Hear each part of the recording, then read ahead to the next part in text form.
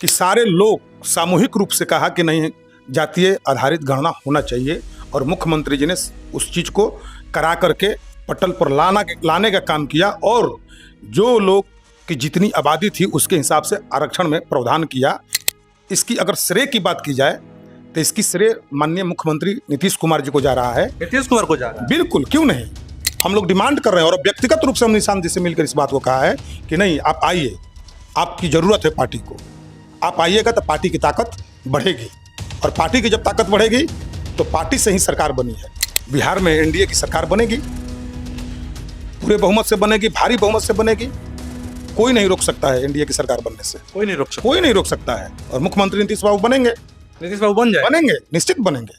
नमस्कार, मेरा नाम सत्यम पटेल है और आप लाइव सिटी को देख रहे। देखिए, इस समय देश में हर तरफ चर्चा हो रही है सिर्फ एक ही चीज की, वो है देश में जातीय जनगणना, जो कि केंद्र सरकार के द्वारा जो है मोदी सरकार को द्वारा बहुत ही ऐतिहासिक निर्णय लिया गया है और बताया कि पूरे देश में कास्ट सेंसस होगा। इससे पहले आपको पता होगा कि बिहार के मुख्यमंत्री नीतीश कुमार के नेतृत्व में कास्ट सेंसस हो चुका है और अब जो है पूरे देश में कास्ट सेंसस होगा। इसको लेकर बहुत सारे जो विपक्षी दल भी हैं और बहुत सारे सत्ता पक्ष भी दल हैं जो अपना अपना श्रेय ले रहे हैं। उनकी डिमांड रही थी कि पूरे देश में कास्ट सेंसस हो और अब जो है मोदी सरकार के द्वारा मान लिया गया। इसी सब मुद्दे पर हम बातचीत करहर विधानसभा क्षेत्र के जदयू के पूर्व विधायक सह युवा जदयू के प्रभारी जो हैं वशिष्ठ सिंह से, इनसे जानेंगे कि इनका क्या कुछ पक्ष है, इनकी पार्टी के क्या कुछ पक्ष है, सब कुछ जानने का प्रयास करेंगे। स्वागत है सर। धन्यवाद आपको। मेरा पहला सवाल सीधा सवाल आपसे यही रहेगा कि बिहार में मुख्यमंत्री के द्वारा, नीतीश कुमार के द्वारा जातीय जनगणना कराई जा चुकी है और अब जो पूरे देश में मोदी सरकार को जातीय जनगणना कराने की घोषणा की गई है, इस पर आप क्या कहना चाहेंगे? देखिए, हम इस पर माननीय प्रधानमंत्री को साधुवाद देता हूं और ये जातीय आधारित जो गणना है ये बहुत पहले से डिमांड हो रहा था और देश में आज़ादी के बाद ये नहीं हुआ था। इसकी चर्चा हमारे लोकप्रिय मुख्यमंत्री आदरणीय नीतीश कुमार जी जब सांसद थे तब लोकसभा में सवाल को उठाए थे और कई जगह मंच पर बोले कि हम जब सदन में थे और सदन की कार्यवाही चल रही थी उस समय ज्ञानी जैल सिंह ने बुलवाया था और बुलवा करके यह विषय को कहा था कि इस चीज पर चर्चा होनी चाहिए और यह काम देश में होना चाहिए। और उस समय से लेकर आज तक नीतीश बाबू ने उस पर कई बार बहस में गए, डिबेट किए, लोगों से डिमांड किए और फिर एक बार बिहार में ऐसी स्थिति बनी कि सारे लोग सामूहिक रूप से कहा कि नहीं, जातीय आधारित गणना होना चाहिए और मुख्यमंत्री जी ने उस चीज को करा करके पटल पर लाने का काम किया और जो लोग की जितनी आबादी थी उसके हिसाब से आरक्षण में प्रावधान किया और उसका लाभ सभी लोगों को मिल रहा है। तो इसकी अगर श्रेय की बात की जाए तो इसकी श्रेय माननीय मुख्यमंत्री नीतीश कुमार जी को जा रहा है। नीतीश कुमार को जा रहा है? बिल्कुल, क्यों नहीं। उनके नीतीश बाबू के नेतृत्व में प्रधानमंत्री महोदय से बिहार की टीम जाकर मिली थी। ये डिमांड नीतीश बाबू का डिमांड था और कोई प्रमाण है तो बता दें कि जब 89 में माननीय नेता नीतीश कुमार जब सांसद थे नालंदा से, उस समय हाउस में लोकसभा में उठाने का काम किया था। उससे पहले कौन मांग किया है? तो जो सबसे पहले मांग किया उसका बनता है कि नहीं, उसका ये डिमांड जो है पूरा हुआ तो उसको श्रेय मिलना चाहिए। और जहां तक सवाल है कि विपक्ष की बात कर रहे हैं, राहुल गांधी भी कह रहे हैं कि हमने मांग किया था और हमारे एजेंडा में था, तेजस्वी यादव भी कह रहे हैं कि हमारे एजेंडा में था, सभी लोग लगातार कह रहे हैं कि हमारे एजेंडा में चीज। राहुल गांधी के पास इतना सोच कहां से है? उनके पास कोई विजन कहां है? कोई विजन नहीं है। ये तो माननीय मुख्यमंत्री जी जो इंडिया गठबंधन बनाया, सारे देश के अन्य विपक्ष नेताओं के साथ जाकर के बात करके गुलबंद किया, पटना में पहली मीटिंग हुई, इसके बाद फिर देश के और कोना में मीटिंग हुई, तो उसमें यह बात आई कि भाई जातीय आधारित गणना होना चाहिए। राहुल गांधी के विजन कहाँ है उस तरह का? ये नीतीश कुमार के सिवा किसी में दम नहीं है, मैं दावे के साथ कह सकता हूं। सिर्फ नीतीश कुमार जी का है और नीतीश कुमार जी के विचारों को, उनके बातों को, उनके किए हुए कार्यों को देश के प्रधानमंत्री ने अमली जमा पहनाने के लिए घोषणा किया है। मैं उनको साधुवाद देता हूं और नीतीश बाबू के विचार को मैं सलाम करता हूं कि इस तरह के देश में नेता हैं जो देश के करने से पहले बिहार में वो लागू करते हैं। जल नल की योजना आप देख लीजिए, जल नल तो कहा था कि फेल है। जल नल की योजना आज आप पता कर लीजिए, सर्वे कर लीजिए कि गांव में चापाकल जो बंद हो जाने के बाद उसी नल के पानी, जल के नल से पानी लोग पी रहा है। और अगर ये फेल हो जाती तो फिर यही देश के प्रधानमंत्री जी बिहार के जल नल योजनाओं के आधार पर बोला गया कि ये देश में हर जगह हम जल नल की योजना को चलाएंगे, जिस बिहार जिसे चला रहा है, तो ये अगर फेल हो जाता तो ये देश स्वीकार नहीं करता, एडप्ट नहीं करता। इसलिए नीतीश कुमार जी का विजन जो है दूरदर्शी है, और इसका श्रेय अगर जाना चाहिए तो मुख्यमंत्री आदरणीय नीतीश कुमार जी को जाना चाहिए। जैसे ही कहा संसद की मोदी सरकार द्वारा घोषणा की गई, एक और चर्चा चल पड़ी है बिहार के मीडिया जगत में, सारे जगह चर्चा हो रही है। नीतीश कुमार की एक डिमांड जो थी कास्ट संसद की, तो मोदी सरकार ने मान लिया।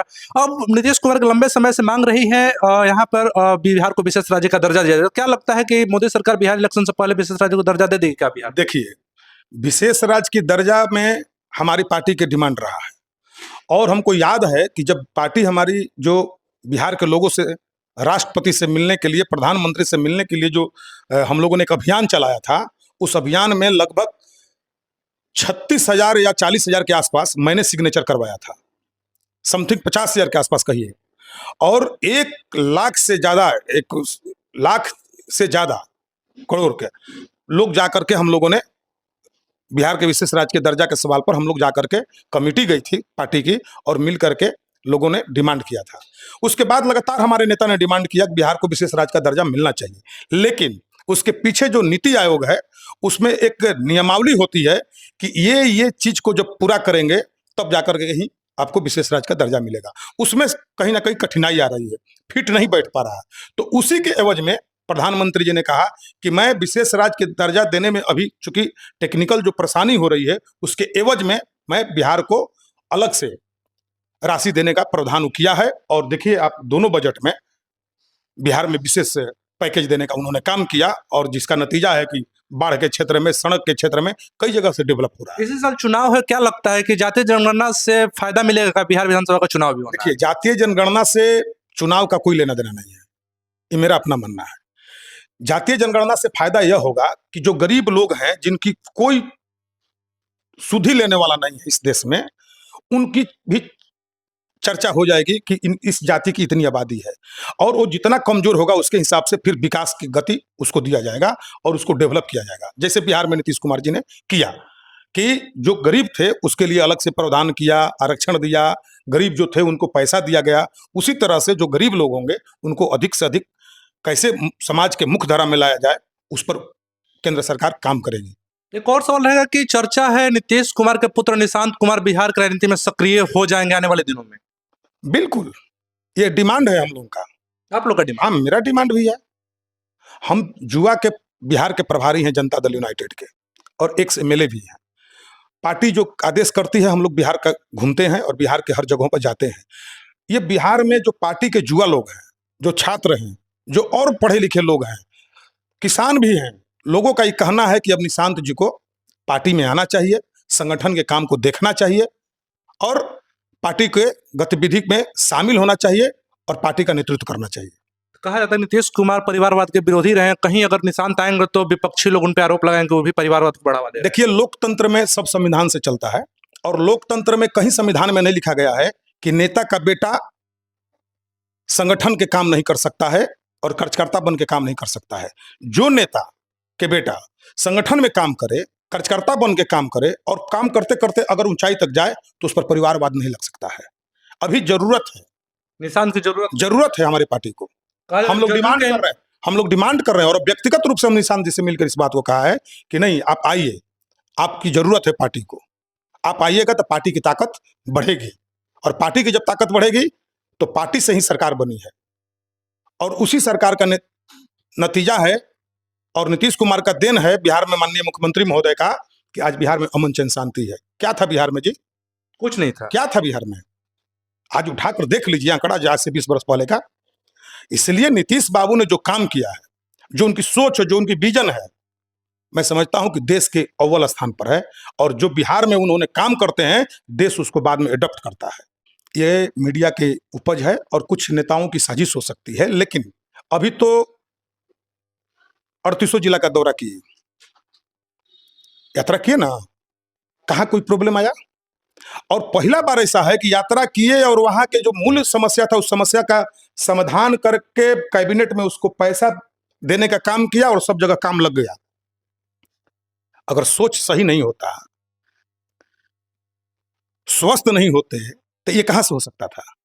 ये सब फालतू की बातें हैं, सब अफवाह है, कहीं कुछ नहीं है। नीतीश बाबू एकदम स्वस्थ हैं।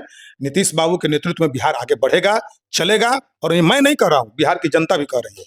इकलौता नेता नीतीश कुमार है जिनको सब लोग पसंद करता है और कहता है कि नीतीश कुमार के नेतृत्व में अच्छा काम हुआ है और अच्छा काम होगा। अंतिम सवाल रहेगा, इसी साल विधानसभा का चुनाव है, क्या स्थिति होने वाली है बिहार की?